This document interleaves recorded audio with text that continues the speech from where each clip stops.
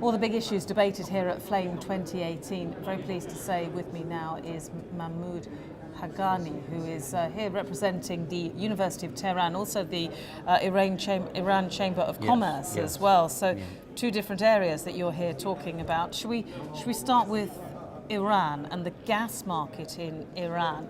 Now, obviously, we are standing here in May, just a few days after political implications, political world slightly changed, to say the least. Now, what are the implications of possible sanctions now on the Iranian gas market? Well, we better say what are the implications on producers and consumers. If, for example, one major gas reserve holder like Iran is put on sanctions, I believe the consumers should also become a bit concerned and worried, because now they have to get what they need with a higher price as well as with more difficulties. And this is consumers within Iran you're talking about? No, I'm talking wider? about the global consumers, Right. particularly in Europe. That Flame is all about Europe gas.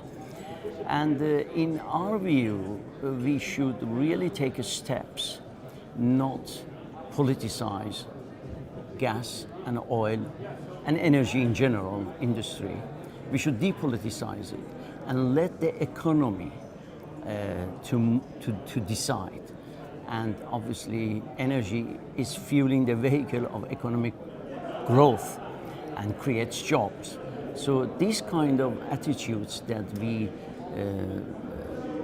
put pressure politically on a major or potential gas producers like Iran, in my opinion, is very wrong political decision. Do you think you can ever sort of make a gap between the market and politics? They are surely always going to be interlinked. Well, I regretfully at the moment this is the case. When you talk, for example, about USA, you talk about free market. You say there is no government control on businesses, but at the end you see the government makes a decision and businesses are not knowing what to do.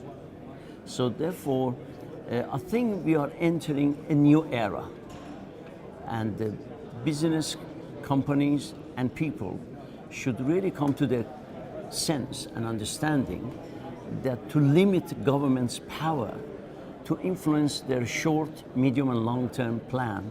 Because imagine, for example, in the case of Iran right now, during last 2 years, a lot of companies from Europe came to Iran, started business, signed agreement and contracts. Now they want to deliver and implement those contracts. Suddenly, one man make a decision and disrupts everything. And this is not fair. And we need to put our minds together and find a solution to these sort of attitudes. You're obviously here at Flame with your own particular agenda, and there'll be people that you want to talk to and people that you want to discuss this with, and no doubt give a certain amount of reassurance to people as well. Who are you having conversations with? Well, we had conversations with some Europeans interested to have business in Iran, particularly, and bankers. New business? Yes. No, they have existing business which they want to prevail, and they are thinking of new businesses to develop.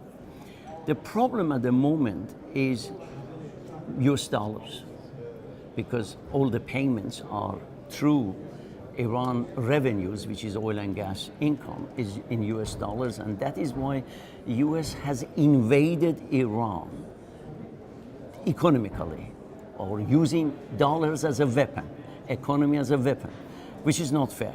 So what I'm suggesting here, that we should define a new currency for energy trade. Perhaps it could be BTU, energy coin, gas coin, that sort of ideas that we are discussing at the moment. But we have to get out of dollar domination for our industry to survive. But do you think even if you got out of actually just using dollars, I mean, that is just, dollars are dollars, they are just a unit of currency. And actually it's got nothing to do with the unit of currency, this is between countries. Well, I think at the moment central banks are losing the ground. As I said, we are entering a new era, and you see now Bitcoin is discussed, and similar ideas are going on everywhere. So, if governments take current procedures and action as their policies, like invading countries with sanctions, dollar sanctions or whatever, obviously other countries, other people or governments have to think of new ways to continue their living and trades with other nations. And I am of the opinion that the US is starting to lose ground on its dollar dominance. Are you concerned that the people you are speaking here today, you are almost here, dare I say, as a damage limitation? You are here to present a reassuring face. You are here to ensure that business still comes your way and to reassure those who have companies within Iran that you are still open for business and you hope to be so.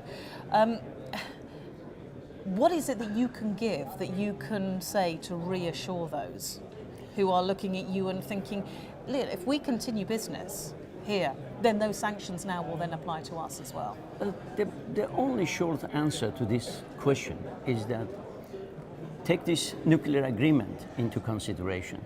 5+1 nations signed it with Iran.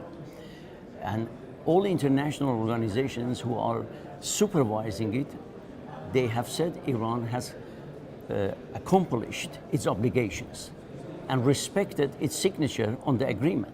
So that goes as an example for all other type of agreements. So I'm giving assurances to companies coming to Iran to do business. We, as an Islamic nation, which is a must according to Islamic teaching, you have to respect your agreement and contracts. And we did. Unfortunately, one of other members of the group who agreed with us walked away from its obligation.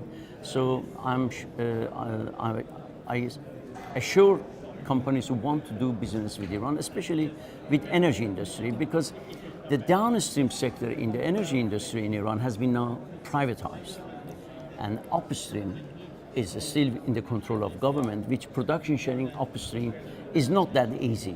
But production sharing, downstream sector of energy industry is welcomed and is possible. I hope you have a very productive flame. Thank you very much for your time. Thank you very much for having me here. Have a good couple more days. Thank you very much. Thank you. Thank you.